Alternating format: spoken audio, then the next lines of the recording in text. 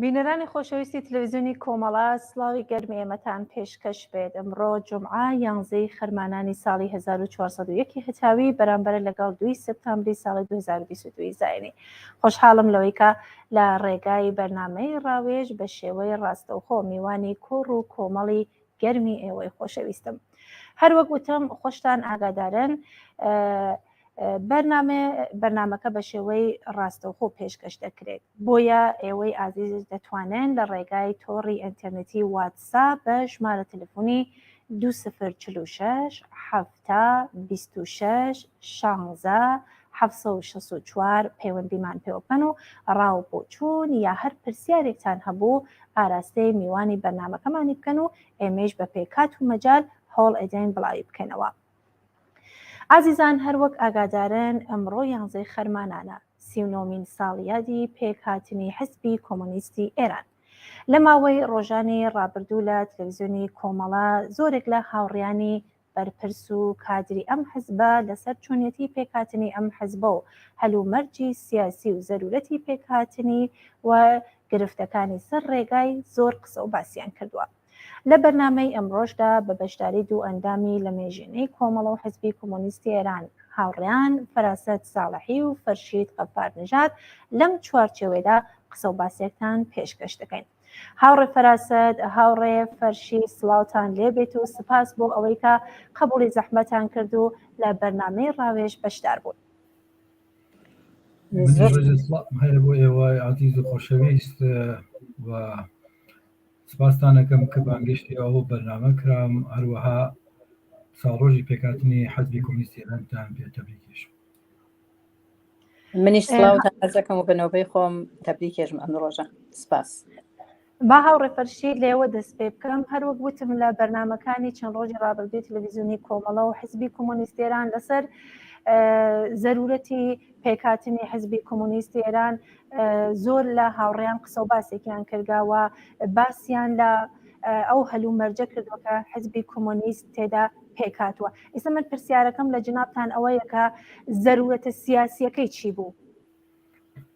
من پێشەوە حەزەکەم یادێک و بیرەوەری بکەم لە تەواوی ئەو کەسانە ئینسانهای شۆڕشگێڕ کە لە ڕێزەکانی ئەم حزبە گیانیان بەخت کردووە، لە زیندانەکان لەژێر دەڕەندانەترین ئەشکەنجە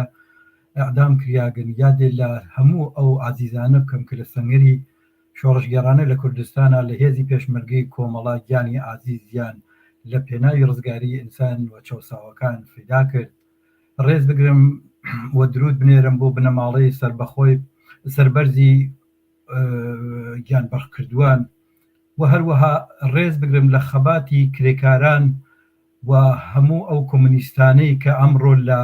بەندیخانەکانی جمهوری ئیسلامی بۆ داواکاری مافی بەرحەقی خۆیان لە سیاچاڵەکانی جمهوری ئیسلامیە بند کراون. بۆ ڕێزلێنان لەوانەوە یادکردنیان پێویستە لە ڕۆژی ساڵگەردی حەزبی کۆمونیست. هەروای کە بگەڕمەوە بۆ سەر پرسیارەکەی ئێوە، ئێمە ئازانین کە جمهوری ئیسلامی هاتە سەر دەسەڵات قیامێک کە کرێکاران و زەحمەتکێشان و بە گشتی خەڵکی ئێران لەو خیامە ڕژیمی شاهنشاهیان ڕۆخان و داواکاری و دەستاوردهایی کە ئەبوایە بەدەستیان بهێنای بەسەرکار هاتن ڕژیمی جمهوری ئیسلامی نەبوو و ئەو داواکاریانە نەبوو و لە واقعە جمهوری ئیسلامی لە ئەوەڵین ڕۆژگەر بە دەسەڵات گەیشتنی کەفتە قەلع و قەمعی تەواوی ئینقلابیون و بەتایبەت چەپەکان کۆمونیستەکان و ئینسانهایەکی ئازادی خواست کە داوای ماف و حەقی خۆیان دەکەن. ئەم وەزعە حاڵەتێک سیاسی بۆ وجود هاوردوو بەتایبەت کە هەم تەبەقەی کرێکار نەقشی ئەسلی و کلیدی هەبوو لە قیامە و زەحمەتکێشانیش هەر بەو جۆرە بە مافی خۆیان نەگەیشت و نیروهای چەپی ئەو وەختە ئینسجام و منسجم نەبوون، حاڵەتێکی بەرحاڵ پەراکەندە وجودی بوو و احتیاج بوو بە ستادێکی ڕەهبەریکردنی سیاسی لەلای چەپەکانەوە. جا لەو ئاڵوگۆڕە لەو وەزعیەتە ڕژیمی جمهوری ئیسلامی دەستی داوە سەرکوتکردنی ئینقلاب و ئینقلابیون بە تایبەت هێزە چەپەکان ئەو هێزانەی کە داواکاری مافی چینی کرێکار و زەحمەتکێشان بەگشتی بوون ئیسا هەر حزبێک و سازمانێک لە زاویەک و یا لە بچوونی خۆیەوە بە هەر حاڵ کەفتە قەلعوقەم وە کوشت و کوشتار بە حەدێک وابوو کە بەشێکی زۆر بە هەزاران لە فعالینی چەپ و فعالینی سیاسی و کرێکارانی پێشڕە و گیران دەست بەسەر کران و ڕاپێکی زیندانەکان کران و بەشی زۆرێکیشیان لەوانە ئەعدام کرا و هەموو جەوی سیاسی لە ئێرانە حاڵەتێکی وا پیا کردو کە ڕژیم ڕۆژانە ئەهات باسی انحلالی فلان سازمان و گرتنی فلان ئەعزای فلان سازمان و فلان گروپ و لە واقعە ورە و هێزی چەپ لە ئێران بەگشتی لە حاڵەتکی ڕکوودا بوو. لەم وەزع و لەم شەرایەتە ئەگەر بگەڕینە سەر ئەوە مبارزەی سیاسی ئیدئۆلۆژیک و بەحاڵ گیر و گرفتهایەکی تئۆری مەبانی استراتژیک و زۆر مەسائل بوو کە لە پرۆسەیەکی توولانیە کۆمەڵە یەکێک لەوانە بوو لەگەڵ ئەتحادی مبارزانە کە لەو شەرایەتە لەو وەزعیەتە بە ئەوە بوون کە چەپ بتوانێت هێزێکی تازە و بتوانێت دوورنمایك و اتحاد و لە واقعە لەژێر چەترێکە سازماندەیەکی تازە بۆ مبارزاتی کرێکاری بۆ مبارزاتی حەزبی و سیاسی پێک بێنێ کە بەل لە تەئسیسی یا کۆنگرەی حەزب ئەگەر لە بیرتان بێت بەرنامەی حەزبی کۆمونیستی ئێران لە کۆنگرەی سێ کۆمەڵە تەسویب کرا. ئەو بەرنامە لە ساڵی 61 لە بەهاری 61 تەسویب کرا کە لەو بەرنامە خطوتی ئەسڵی بەرنامەی بەناو حەزبی کۆمونیستی ئێران کە هێشتا حەزب تشکیل نەبوو لە سەتحی ئێران بڵاو بووە و ئەمە بوو بە مەبنایەک بۆ ئەو کۆمونیستانەی کە ئەیان ئەوێت بە حەزبی کۆمونیستی ئێران پەیوەست بن بەشێک لەم پرۆسە بن. ئەو بەرنامە توانی نیشانی باد استراتێژی بەرنامە سیاسەتەکان خەتمەشی ئەم حزبە چۆنە. من ئەوە بڵم کە ئەم پرۆسە بەلەوە بگەیت بە بەرنامەی حەزبی کۆمونیستیان لە کۆنگرەی سێ ئێمە بەحثایەکی یەکجار توولانی لە ناو کۆمەڵە و ئەتحادی مبارزانی کۆمونیست بوو لەسەر مارکسیزم انقلابی بەناو مارکسیزم انقلابی کە هەڵەهایەکی مارکسیستی کە وجودی بوو چە لە باری نەزەریەوە چە لە باری سیاسی و تاکتیکیەوە بە پرۆسەیەکی توولانی ئەمانە بەحث کرا، ئەمانە بەرحاڵ مورد نەقد قەرارگیریا یەکێ لە جوانب مەسەلەی پۆپولیزم بوو لە مبارزاتی چەپ لە ئێرانە و ئەم پرۆسە بەرحاڵ نەتیجەکەی بگەیە ئەوەی کە بەرنامەی حەزبی کۆمونیستی ئێران بەرنامەیەکی شەفاف بوو کە بەرحاڵ لە دوای کۆنگرەی سێ اتحادی مبارزانی کۆمونیستی ئێران کۆنگرەی خۆیانیان گرت یەکەم کۆنگرە کە تعدادێک فرەی لە ئەعزا و بەرحا کادرەکانیان لەو کۆنگرا بەشداریان کرد لە کوردستان بوو ئەو کۆنگرا و لەو کۆنگرا ئەوانیش مرورێکیان کرد بەسەر ئەوەی کە اتحادی مبارزانیش ئەبێ بە سازمانێک بۆ تشکیلی حەزب و لە پاڵ ئەمە لە قەراق ئەمە سازمانهایەکی تر ڕزمی انقلابی ڕزمی کۆمونیستی وحدەتی کۆمونیستی مجموعەی سازمانگر بەشێک لە چریک ئەفراد کەسان هەیە کە بوون لە پرۆسێکە گەیشتن بەوە حەزب وەختێ کۆنگرە تشکیل بوو ئیستەرەم نمایەندەگانی کۆنگرە ئەعزای کۆمیتە مەرکەزی ئەم ئەحزابە نەبوون بەڵکە کۆنگرە هەیئەتێکی بەرگوزاری کۆنگرە تشکیل بوو کە لەو هەیئەتە توانیان ئەفرادێک کەسانهایەک ئیستەرەمەوە نەبوو کۆمیتە مەرکەزی ئەم حزبنیا ئەو حزب من منزورمەوەسا کۆنگرە لە ئینسانهایەکی کۆمونیست وەکو نمایەندە تشکیل بوو کە لە زمانێکا بوو ڕکودی مبارزاتی لە ئێرانە بە دەلیلی فشار و خەفەقان و گرتنی هەزاران فعال وفعاليني كومريش حتى فعاليني اتحادي مبارزان احزاب لە زیندانە کان هبوون ولا جێر شکنجە و لە ژێر زبروزەنگی جمهوری ئیسلامیە بوو لەو شرایطا بوو کە حزبێکی تازە نەفەسێکی تازە خوێنێکی تازە لە ڕەگی انقلابی کۆمونیستی لە ئێرانە خستە جەریان لەو شرایطە خەفەقانە ئومیدە تازە بوو بە دوورنمایکی ڕۆشن بە ئستراتژیکی ڕۆشن و بە بەرنامەیەکی ڕۆشن حزبی کۆمونیستی ئێران تشکیل بوو و ئەتوانم بە جورعەتەوە بێژم و تەرەفدارانی یەکجار فرا لە سەطحی ئێرانە جەلب بوون بەم حزبە لەو سەدەما. زۆر سپاس هاوڕێ فەرشید. هاوڕێ فەراسەد ئەو هێزانە کە ڕۆڵیان هەبوو لە پێکهاتنی حزبی کۆمونیست کامانە بوون و چۆن بوو کە ئەم بڕیارە درا؟ بەڵێ منیش سڵاومێ بۆ بینەرانی ئازیز و ئەم ڕۆژە بە هەموو کادر و ئەندامانی حزبی کۆمونیست و هەموو کۆمونیستەکان و چەپەکان تەبریکێژم و پیرۆزبایی یەکەم و یادی ئەو ئازیزانەی کە لەم ڕێگادا گیانیان بەخت کردووە لە ڕێگای ئازادی و سوسیالیزمدا گیانیان بەخت کردووە ڕێز لێکرم و ستایشی خانەوادەکانیانەکەم و سەری ڕێز و نەوازشیان بۆ دائێنم و هیوادارم هەر بەردەوام بن و سلامت بن. لە ڕابطە لەگەڵ ئەوەی کە هاوڕێ فەرشید باسی کرد بڵێ لە ئیدامەی ئەو کنگرەی حزب لە کنگرەی مؤسس کە 39 ساڵەوە پێش لە ڕۆژی 11 شەهریوەرە لە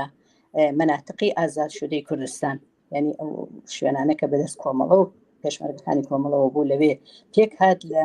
هێزەکانی تایبەتمەندی یعنی سەرەکی هێزی سەرەکی کۆمەڵە بوو اتحادی مبارزانی کۆمونیست لە ئەوڵەوە یعنی ئەم بیرۆکەی پێکهێنانی حزبی کۆمونیست هەر لە دەورانی کاک فوئادی مستەفا سڵدانی حتا ئیشارەی پێکرد بوو کە حزبی کۆمونیستی ئێران ئەبێ ضرورەتی هەیە و کە ئەبێ پێک بێ حتا ئیشارەی بۆ کردو کە حزبی کۆمونیستی کوردستانیش ئەگەر ڕۆژێ ضرورەتی بێ پێک بێت یعنی ئەم بیرۆکە هەر بووە لە ناو ڕاهبەرانی کۆمەڵا کادر و ئەندامەکانی کۆمەڵەدا ئەوەی کە باسی کرد کاک فەرشیدی ئەو دەم کە ڕژیمی جمهوری ئیسلامی کە هێرشی هێنابوو بۆ سەر فعالین و سیاسی و کە ژمارەیەکی زۆر لەوانە وەک اتحادی مبارزانی کۆمونیست هاتن بەرەو مناتقی ئازاد شودە یعنی کۆمەڵە چوونە ژێر پوششی کۆمەڵە و بە لەباری ئەمنیەتی و لەباری ژیان و لە هەموو نەزەر کۆیتە لەوێ ئەژیان ماوەیەک بوو لەو سەردەما ژمارەیەکی زۆر لە هاوڕێیان و کادر و ئەندامەکانی کۆمەڵە لە تاران و شارەکانی تر تەبرێز و شارە گەورەکانی تر دەستگیر بوون و زیندانی و ئیعدام کران کە ئەوانە هەمووی مشخص و دیارە باسی لێکراوە ئەو وەختە لەوێ کە لە کنگرەی مؤسسدا کنگرەی مؤسس کە پێک هات دوای چەند ڕۆژ بەحث و تەبادل لە نەزەرێکی زۆر حزبی کۆمەڵە و اتحادی مبارزانی کۆمونیست و هەروەها نیروهای تر وەکو پەیکار ڕەزمەندەکان اتحادی ئینقلابی چریکای فەدایی خەڵک و ڕەزمی ئینقلابی بوو ئەو دانەکەی تریش ئەمانە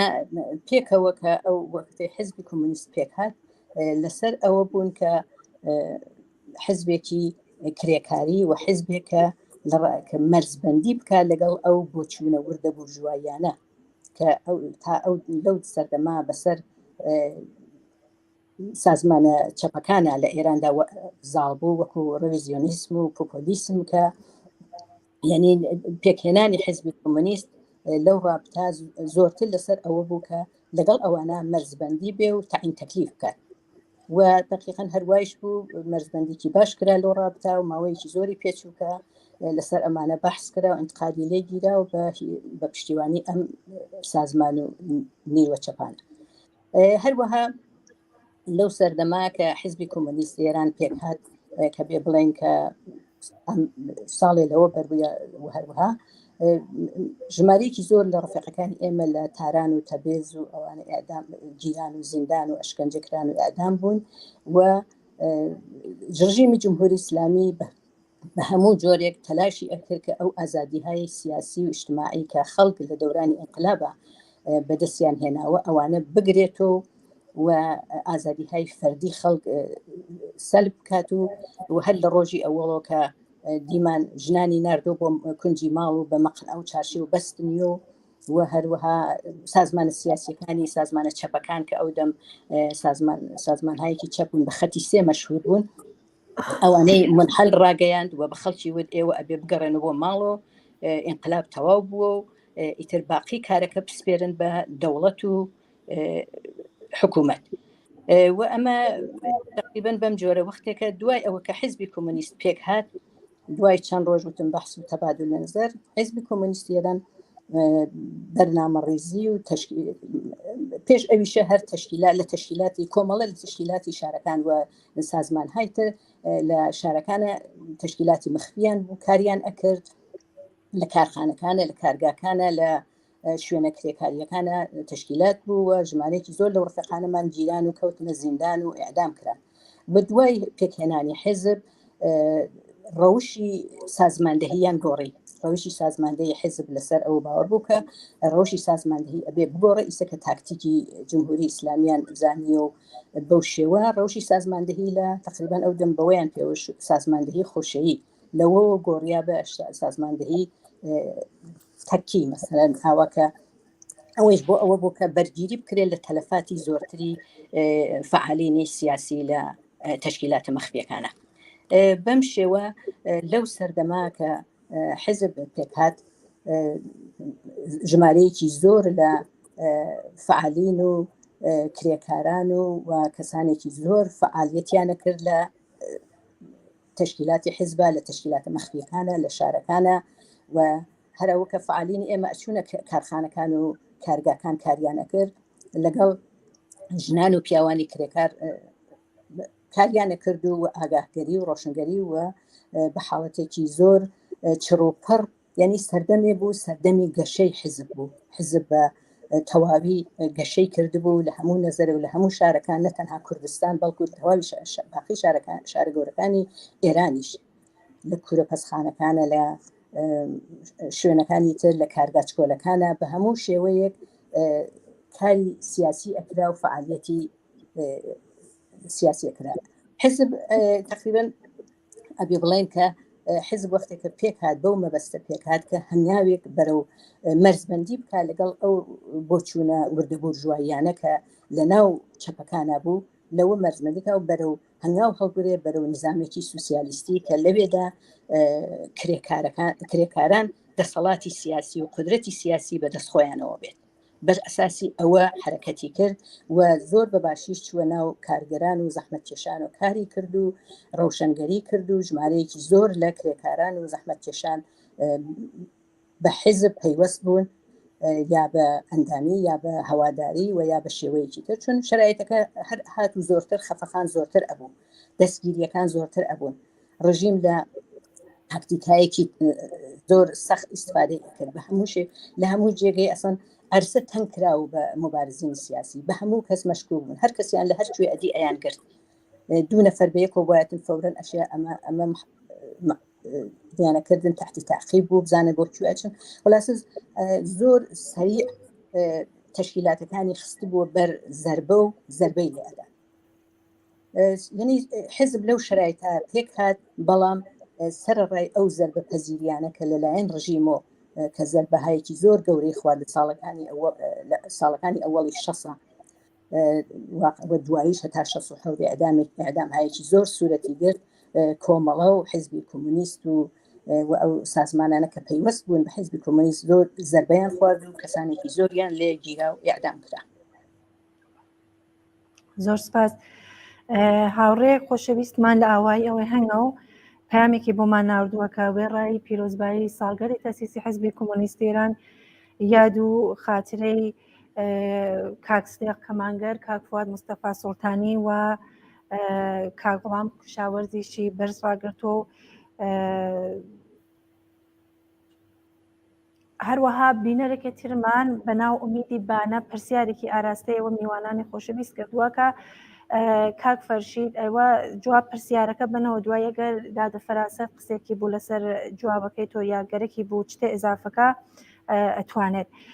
کاگۆمیت پرسیاری کردە کە ئایا لە پاش 39 ساڵدا مەزراندنی حزبی کۆمۆنیستی ئێران پێویست نییە ئێمە ئەندامەیەکمان هەبێت لە کارگا گەورەکانی وەکو هێبکۆ، خودرۆسازی، نەفت و ئابادان و پەترۆشیمی ماشەر و چەند کارگایەکی کە ناوبرگا کە کرێکاران سازمان بدەن وەکو تەشەکۆلیابی و ڕێکخستنی مانگرتنی گشتی و پێکێنانی ئینسجامێک لە نێوان هەموو کرێکارەکانە؟ بەنظر من ئەو پرسیارە ئەسلی پرسیارەکە هەر ئەو هەدەفەسە هەرو دەستورکارەسە کە حزبی ئێمە هەیەتی ئەمڕۆ لە شرایطێکا کە ئێمە باسمان کرد بە خەفەقانێکە و کە وجودی هەست ئێمە بە سیاستها و بە ئستراتژیکە و کە حزب هەیەتی هەدەفی سازماندەهی ئەمەسا ئێمە ئەو شعارگەرە ئەگەر مقایسەی بکەیت کە تەک تەواوی ئەو ئستراتژی و بەرنامەی حزبی کۆمونیستی ئێرانە کە ئەدرگێت وەکو تەشەکلهای کرێکاری وەکو شەورا وەکو خاستهای سنفی و هەموو ئەمانە لە جزئی بەرنامە هات و سازماندەهی ئەم جنبشهای کرێکاریە لە ناو خود تەبەقەی کرێکارە لە محیط کاراکردێت. من یەک شتی سادە بێژم،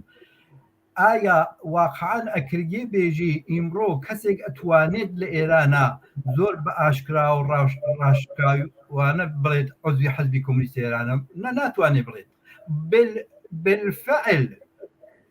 ئەوە ناکرگێت. ئەوە هێزێکی بالقوەز لە ناو ئێرانە کە وەختێ شعارەکانی حزبی کۆمونیست، وەختێ خاستەکانی حزبی کۆمونیست، وەختێ بەرنامەی حزبی کۆمونیست ئەچێتە بەرەوە، ئەوە نیروی بالقوە لە ڕۆژی خۆیان بە فعل دەرتێت. من پێم وایە جێگەی خۆیەتی حزب کۆمونیستی ئێران لە توولی 39 ساڵە هیچ وەختێ بێ ئەهمیەت نەبووگا بەرامبەر بە خاستها، بەرامبەر وەزعی معیشەتی بقی کرێکار، بەرامبەر بە تەشەکولیابی و هەموو هەوڵەکانی داگا. شاید ئەگەر ئیمڕۆ مقایسە بکرێت لە کوردستانە بە دەلیلی بوونی کۆمەڵە و شرایطێکی تایبەتی تر، شاید ئیمڕۆ کەسێک لە ئێرانە نەتوانێت بۆ ئاشکرایە وا لە کوردستانە ئەتوانێت ئەو کارە بکات، بتوانێت خۆی بەو جۆرە نیشان بات کە من و کاک ئومید بزانین کە ئەمە عضوی حزبە یا عضوی حزب نییە. من پرسیارەکە هەڵەگەڕمەوە، من ئایساژم کا ئومید من و تۆ نازانین چەندانە کرێکار هەیە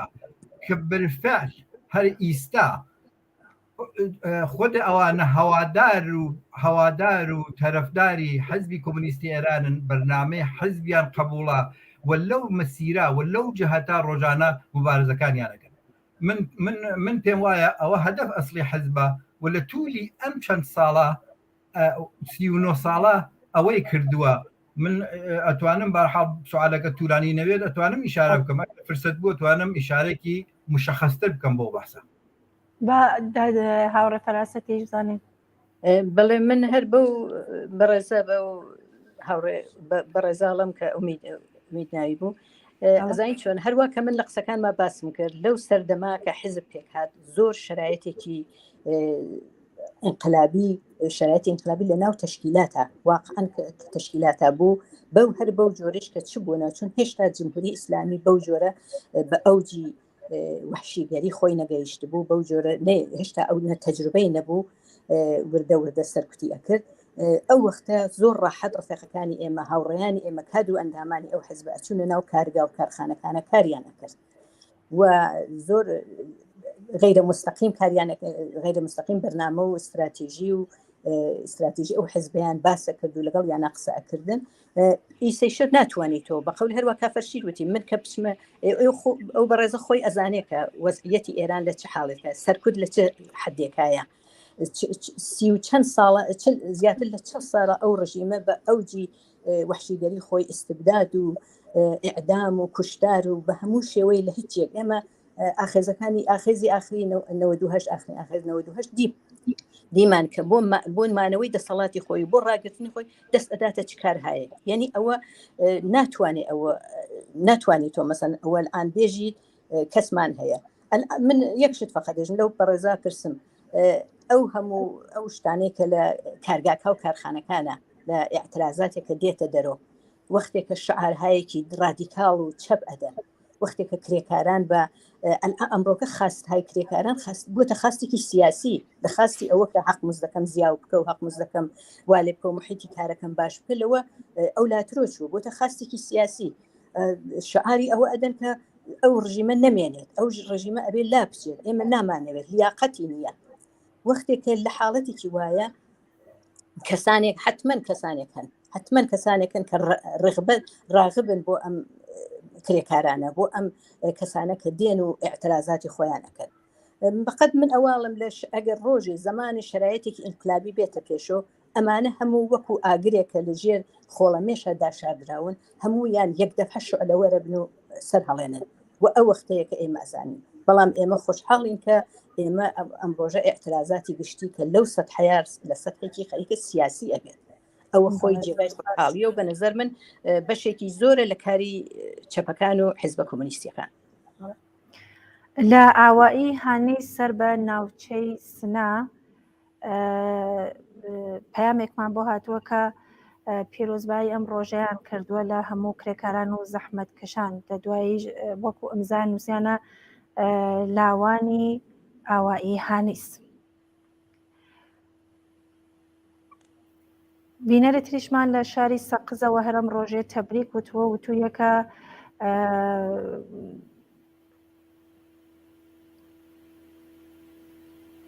وتێ ضرورەتی حزبی کۆمۆنیستی ئێران لەو شرایەتە خەفەقان و کوشتارە جێگەی ئومیدێک بوو بۆ تواو کۆمۆنیستەکان کۆمۆنیستگەلێکە لە کوردستانەوە هاتنەوە پەنایان بۆ جریانە ئینقلابی بکە و جریانە ئینقلابیە کۆمەڵە بوو و کۆمەڵە پایگای بوو کە پایگایکە بۆ تواو کۆمۆنیستەکان زۆر سپاس بۆ عزیزە لە شاری سەقز هاوڕێ فەرشید با من پرسیاری تر لێ بکەمەوە کە حزبی کۆمۆنیستی ئێران هەوراز و نشین زۆری بەخۆیەوە بینەوە لە سەرکوب و خەفەقانەوە بگرە تاجیا بوونەوەکان و دەیان گرفتی دیکە بەڵام ئەم حزبە هێشتا درێژە بە خەباتی خۆیەدا هۆکارەکانی لە چیا بینن هەروەهای کە ئێوەش باستان کرد ڕاستە ئێمە لە تووری 39 ساڵە بەتایبەت دەهەی 60 ئێمە بەخشێکی وەسیع لە کادرەکانی ئەم حزبە بەهەرحاڵ بەلایەن ڕژیمی دیکتاتۆری جمهوری ئیسلامیەوە گیران دەست بەسەر کران بەخشێک زۆر لە تشکیلاتی ئێمە زەربەی خوارد و ئەمانە تەئسیردا ئەنێت لەوەی لە فعالیەتی حزب بە دلیلی ئەو فعالیەتی حزب مەشروطە ببوونی کادرەکانیەوە وەختی بەشی لە کادرەکانی لەدەسات لەو وەزعیەتە شرایەتێک بوجود تێت کە بەرحاڵ لە نقاطێکە لە شرایەتێکە تووشی زەحفەوێت هەروەها جیابوونەوەکان معلومە وەختێک لە تشکیلاتێکە تعدادێک جیاونە و ئەمە خود بەخۆت بتەوێت نەتەوێت لەباری تشکیلاتیەوە بەخەرە زەربەی کە بۆم تشکیلاتە و جەماعەتێکی لێ جیابنەوە من سەرف نەزەرەکەم حقیقەتەن لەوەی کە ئیستا ئەگەر بچمە باسی ئەوەی کە ئەم جیابوونەوەکان سەرچاوەکەی چۆن بوو و بۆچوونەکانی چۆن بوو بەڵام ئەمانە کزی هاون بەڵام یەکشت زۆر مهمە ئەم حزبە کەماکان لە خەباتی سیاسی طبقاتی ڕۆژانە بەردەوام بووە لە مەوازع سیاسی و تاکتیکەکانی هیچ وەخت کۆتا نەهاتکە هەمیشە دایم لە ڕێگەی خزمەت بە بیر و بۆچوونی چەپ و کرێکاری و کۆمونیستی خەبات دش بە ناعەداڵەتی و سیستمی سەرمایه‌داری کۆتا نەهاتووە و هەروەها هەتا ئیستەیش ئەم حزبە لەم چوارچێوە بەردەوامە خەباتەکات هیچ کات لە مقابل ژیانی سەخت و ڕۆژانەی چینی کرێکار و زەحمەتکێشانی کۆمەڵگا نەتەنها بێتەفاوت نەبووە بەڵکە هەوڵی داوە هەمیشە بتوانێت بە جوابێکی واقعی ئەوە ڕێگە هەڵهایەکی واقعی بۆ پێشبردنەوە مبارزە نیشان بدات بەرامبەر بەو مشکڵاتەوە بووە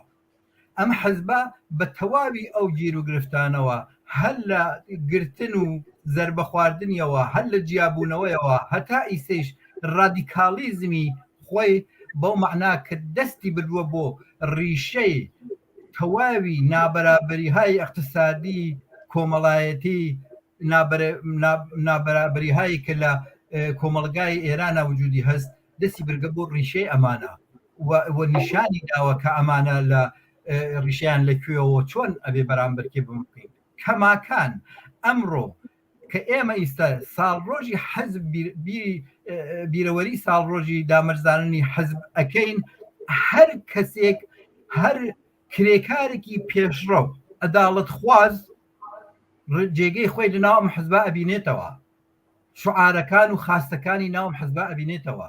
هەر ژنێکی ئازادی خواز هەر ژنێک کە لە جامعە بەرحاڵ ستەمی جنسیەتی پێکراوە لە ژێر چەپۆکەی شەرعیەت و ئاخوندی و مەزهەبە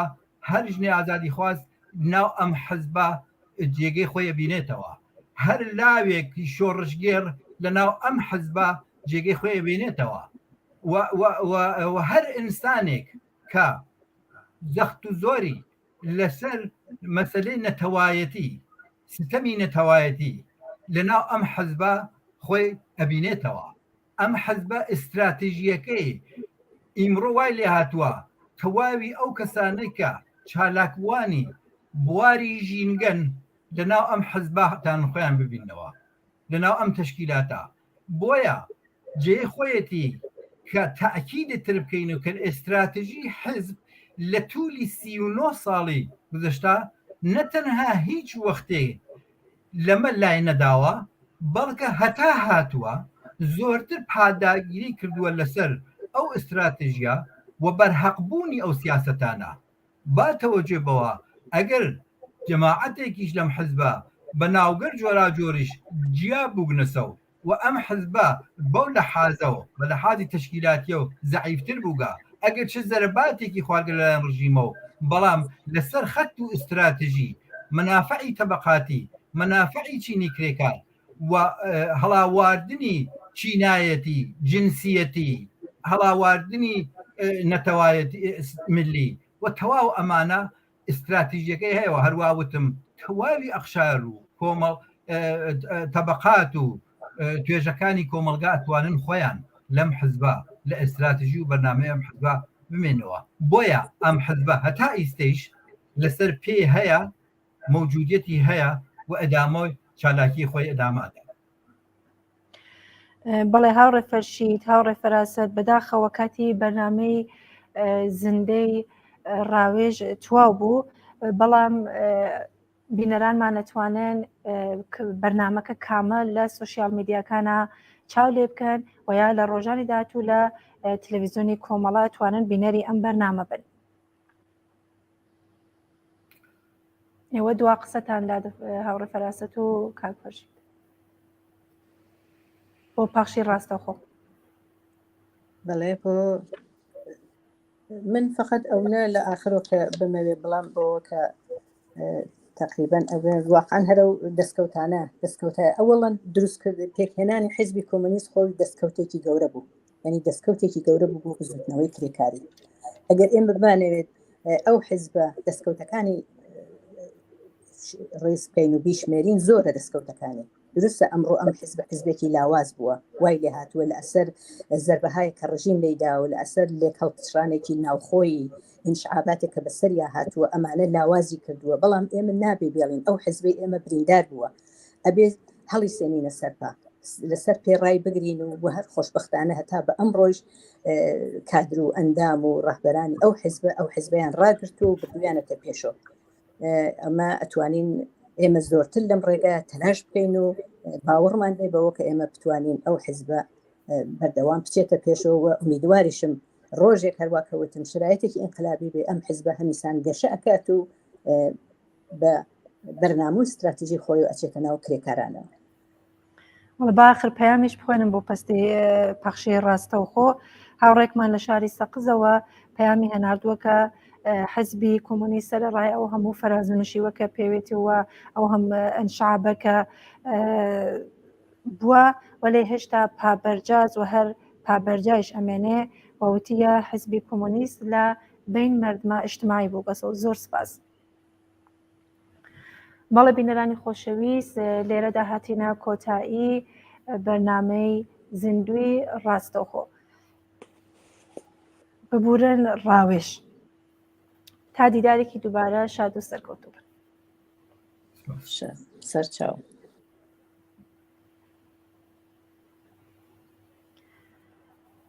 با پرسیارەکانمان ئەدامە بین بۆ بەرنامەی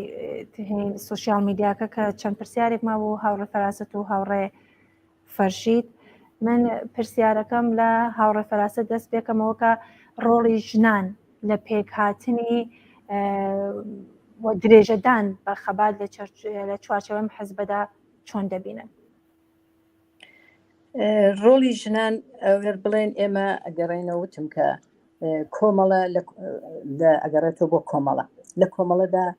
نەقشی ژنان زۆر بەرجەستە بوو. لە دەورانی ئینقلابە ژنانێکی زۆر ڕویان کردە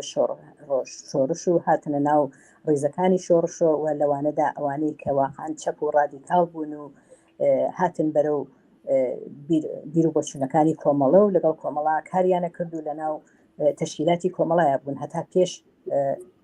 پێکهێنانی حیزبی کۆمونیست لە هەموو ئۆرگانەکاندا لە هەموو بەش لە بەشی نظامیە لە بەشی تەشکیلاتی مەخفیە ژنانێکی ئێمە زۆرمان بوو کە کاریانە کرد لە هەموو بوارەکانە پا بە پای پیاوەکان ئەچوونە پێشەوە. وەختێکە حیزبی کۆمونیستیش پێکات هەر ئەم ژنانە چون هەروە کە تەواوی ئازای کۆمەڵە کە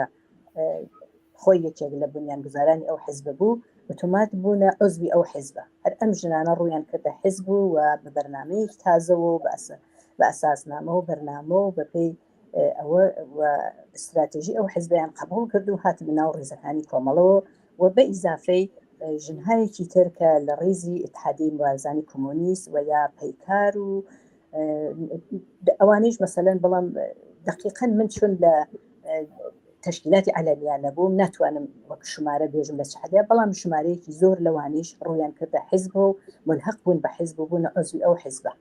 کە زۆریان ڕۆیشتن بۆ شارەکان و لە تەشکیلاتی مەخفی شارەکانە کاریان ئەکرد و بە ناوی حیزبی کۆمونیستی ئێران بەم جۆرە یعنی ژنانێکی زۆر لە ڕێزی حیزبەکانە بوون لە ڕێزی حیزبا بوون و حیزبی کۆمونیستە و کاریانە کردوە لە هەموو بوارەکاندا. تەشکیلاتەکان لە شارەکان تەشکیلاتەکان کە قبلن تەشکیلاتی کۆمەڵە بوو لە شارەکانە ئەم تەشکیلاتانە بەین لە منێرا یەکشت بڵم واقعاً کۆمەڵە بە پێک هاتنی حیزب تەقویەت بوو و زۆر بەباشی بەرنامە و کارەکانی بەڕێک و پێکی ئەچووە پێشەوە زۆر بەتایبەت ئەوەی کە ئەوتم ئشارەمان پێکرد کە مەرزبەندی کرا لەگەڵ پۆپۆلیسما تا ئەو دەم پۆپۆلیسمێکی زۆر بەسەر تەشکیلات زاڵ بوو لەگەڵ ئەوە مەرزبەندی کرا و ئەمەش زۆر بە نەفعی ژنان بوو. یعنی واقعاً ئەو پۆپۆلیسمەکە وزاڵ بوو بەسەر تەشکیلاتەکەمانە پێش حزب زۆر قەید و بەندی بوو زۆر دەسوپای ژنانی گرتبووە لە زۆر جهت و خب نەتەنها ژنان بۆ کوڕەکان مەسەلەن قەید و بەندیان بۆ ژنەکان پێکەهێنا کە مەسەلەن ئەوە ئەم شتانە کارهایە کە مەسەن هەروە کە لە جامعەی سەرمایەداریە چون ئەمانە بۆچوونێکی وردە بورژوایی بوو چون هەروەکە لە جامعەی سەرمایەداریە تەقسیمی کار سنەتیەک ئەمە کاری ژنە ئەوە کاری پیاوە دقیقاً ئەوە تا حدودێک لە ناو کۆمەڵیشا بوو بەڵام بە تێکهاتنی حیزب ئەم سەردانە شکا و ژنان زۆر لە زۆر قەید و بەندێکە بەسەر سەریانەوە بوو ڕزگار بوون و زۆر بە ئاوەڵەیی و زۆر کەسانی هەتا ئێمە لە دێهاتەکان و زۆر ئەندام ئاهاتن ئەبوون بە ئەندامی کۆمەڵە و ئەندامی حیزبی کۆمونیستی ئێران یعنی ڕێژەی ژنان زۆر بوو بە تایبەت ئەوەی کە بەرنامەی حیزبی کۆمونیست دروستە کۆمەڵە بەرنامەی بوو بۆ ڕزگاری ژنان و یەکسانی ژنان بەڵام حیزبی کۆمونیست ئەم بەرنامەیە زۆر چڕوپرتر و دقیقتر لەسەر ژنان بۆ ئەوە کە هەروەکە معتقد بەوە بۆ حیزبی کۆمونیستکە ژنان تحتی ستەم و نەقشی دەرەجە دوو و ژێردەستیان هەیە لە کۆمەلگا و لە موقعیەتێکی خواردتر و لە پیاوان و لە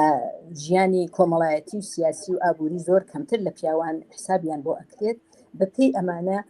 بەرنامەکەی زۆر دقیقتر یعنی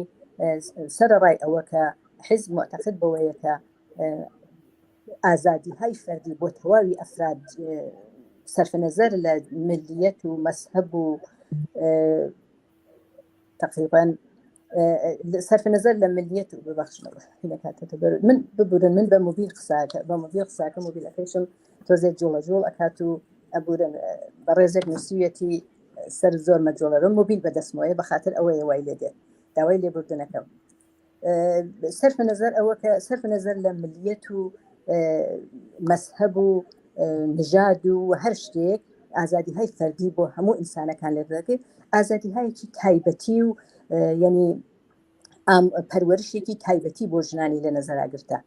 کە ئەوە کە بەهۆی ئەوە کە ساڵهایە کە ژنان لەژێر چەکمەی پیاوسالاریدا یعنی واقعاً پراوێز کراونەتەوە لە هەموو شوێنەکە ئەمانە بتوانن ڕۆشت بکەن و بێنە بەرەو ئێمە ژنانێکی زۆرمان هەیە لە دێهاتەکانە لە حاشیی شارەکانە یا کەم سەوادن یا بێسەوادن هێشتا یعنی بۆ ئەمانە هەمووی دانە ئەگەر ئەلبەتە بەرنامەی حیزب کە زۆرە لێرا من بتوانم نقطە بە نقطە باسی بکەم هەمووی ئەوانەی لەبەر چاو کردە بۆ ئەوەی کە ئەم شتانە بۆ ژنان جبران بێتەوە هەرەوە کە مێژم کە واقعاً بەپێی ئەو بەرنامەیەکی زۆر ڕێک و پێک بوو بە و ئیسیش هەر هەیە و ژنانێکی زۆر بە دەور ئەو بەرنامەوە کۆبوونەوە و لە ڕێزەکانی حیزبدا بوون هاوڕێ فەرشید لە وتاقی کۆنترۆڵەوە شارەمان پیان کە کاتی بەرنامەکەمان زۆر نەماوە لەوانەیەمە ئاخر پرسیار بکلەوە یەپرسم زۆر جار حەزەکەم بە کورتیش جواب بدەنەوە زۆر جار باس لەوە کردگەی کە ئەم حەزبە نەیتوانیوە هەرو تقریبەن شتێک وەکەوەکە ئەو بینەرمانە وتی کە حەزبی کۆمونیست نەیتوانێت لە باری کۆمەڵایەتی لە ساحەی سیاسی ئێران دروست بێ ئەم وتەیە تا چەند ڕاستە و ئەگەر ئەرێ یانە جوابکەتانە هۆکارەکانیشی چیە؟ بنظر من ئەو تەوەقعێکی باشە منش حەزەکە ئێمەیشە ئەگەر سبحە حەز کۆمونیست ئێران بتوانێت تەبەقەی کرێکاری ئێران سازمان بات و قیامێکی سۆسیالیستی لە ئێران ڕێک بخات ئەمە دەستوری کارە من ئیشارەم پێ کرد وتم کە ئێمە ئەبێ یەکشت لە بەرچاو بگرین 39 ساڵ لە تەسیسی حەزب تایسە گوزەراوە ئەم حەزبە لەسەر ڕێیلی خۆی ماوە لەسەر ئستراتژی خۆی ماوە تواوی ئەو بەرزی و نزمیانە تواوی ئەو شتانەوە بەسەر ئەم حەزبە هاتکە هەر لە زەخت و زۆری جمهوری ئیسلامی ئەعدام و گرتن و ئەوانەوە بیگرا هەتا جیابوونەوەکان تەبعاً ئەمە تەسیراتێکی بووە لە ڕەوتی پێشچوونی حەزب بەڵام لە بیرمان نەچێ 39 ساڵ ئاڵوگۆڕ لە دنیا زۆر بووە لە ڕۆخاننی ئوردوگای شەورەویەوە هەتا جەنگی سرد هەتا سەرهەڵدانی سیاستهای نیولیبرالیسم و شکستی ئەم سیاستها هەتا دوو قوتبی بوونەوەی دنیا ئیستا بۆسە چەند قوتبی لە دنیا هەتا ئەوەی کە لە ئێران جەمعیەتی چینی کرێکار بە وەسعەتێکی فراوانترە بە نسبەتی 40 ساڵ لەمەوبەر و هەتا جەمعیەتی زۆرتر بووە هەتا ئیستا کە نەسڵێکی تازە لە چینی لە ڕاهبەرانی چینی کرێکار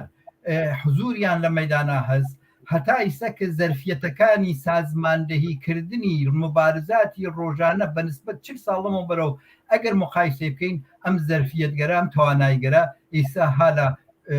سەتحێکی ترا کە ئێمە ڕۆژانە ئەمانە ئەبینین خەباتی ژنان دژ بە قانونی دژ بە ژن تەواوی ئەمانە ئەو پرۆسەیە کە ئێمە بە تەواوی ئەو بەرزی و نزمیانەوە کە هاتووە بە تەواوی ئەو گرفتانەوە کە لە ڕێگەمە نابووە کەماکان هاینە ناو مبارزەی تەبەقاتی لە ئێرانە وەک حەزبی کۆمونیستی ئێران ئەگەر ئەمە نەگەیشتووە بەوەی کە ئەمڕۆ بتوانێت تەبەقەی کرێکار لە سەطحی وسیع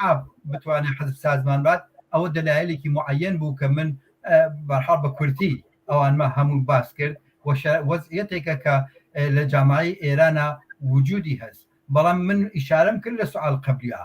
ئیسەی ژێژم تەواوی بەرنامە استراتژی حەزب هەموو چین و توێژەکانی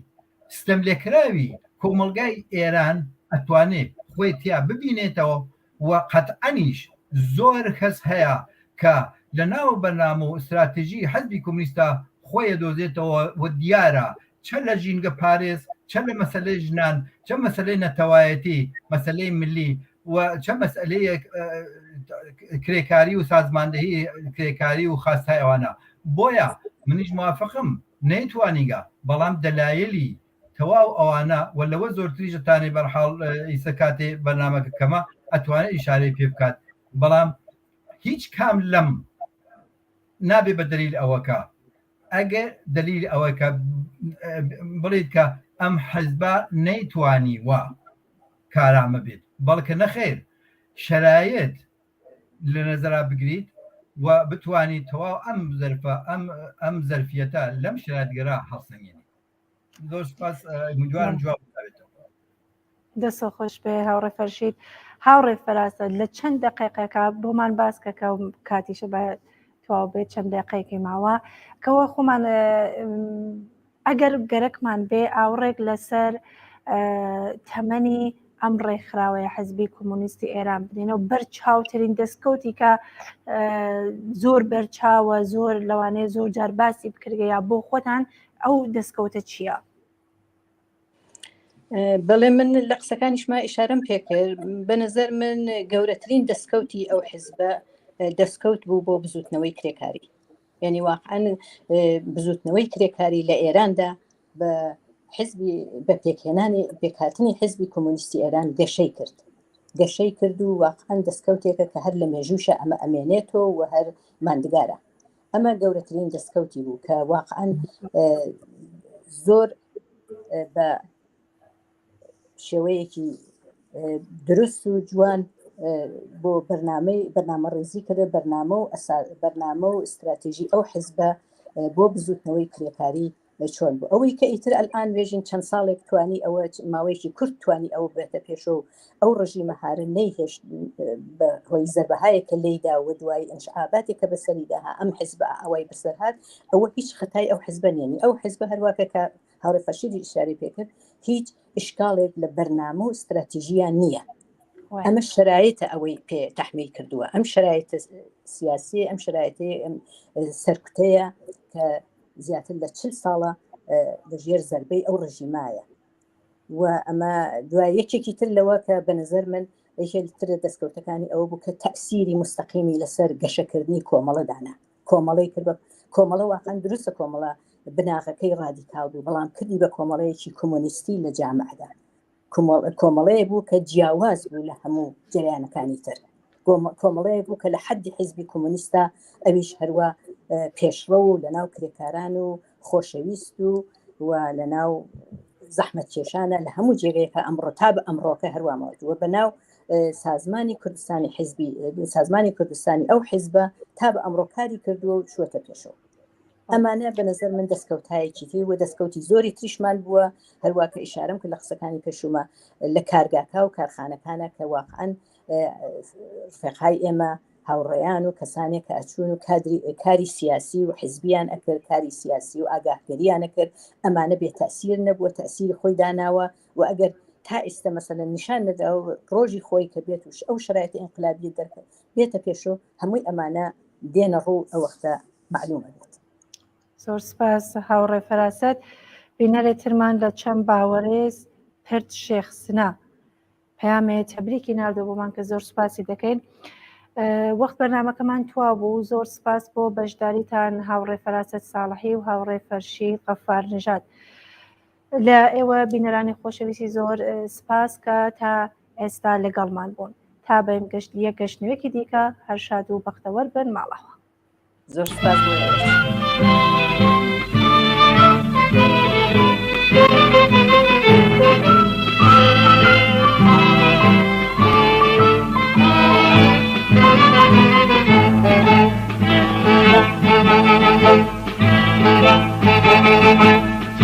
ڕۆڵی ئاگر و خوێن هۆی شۆڕێش لە هەموو شوێن وەستە شیرانە بەرانبەر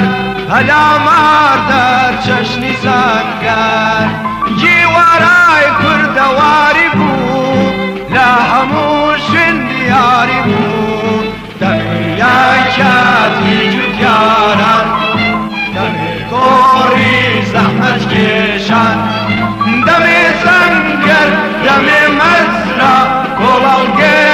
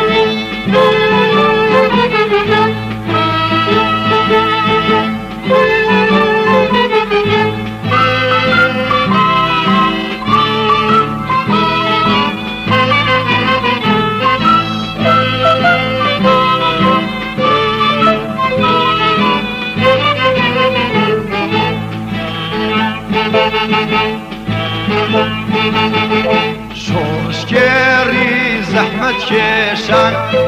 چرای ڕێدار و بڕێشان وەرن یاران بەشینەوە ئاوا بیلاوێنینەوە کاک فوادەی شەهیدی ژیر شۆڕشگێڕی ئاکوبەی گیر دەمێ یاکاتی جوتیاران دەمێ کۆڕی زەحمەت کێشان دەمێ سەنگەر دەمێ مەزرا کۆڵاوگێرتن لەگەل فەنا دەمێ سەنگەر دەمێ مەزرا کۆڵاوگێرتن لەگەل فەنا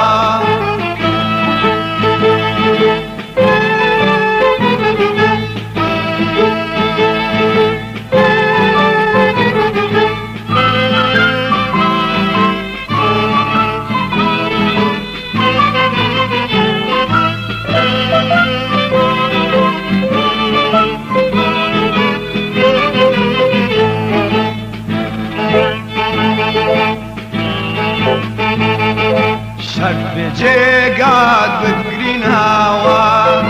سەنگەراکات پڕکەیناوە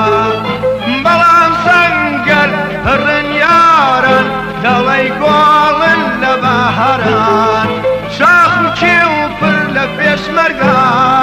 دوژمن ناسیبی هەر مەرگا دەمێ یاکاتی جوتیاران دەمێ گۆڕی زەحمەت کێشان دەمێ سەنگەر دەمێ مەزرا کۆڵاوگێرتن لەگەل فەنا دەمێ سەنگەر دەمێ مەزرا کۆڵاوگێرتن لەگەل فەنا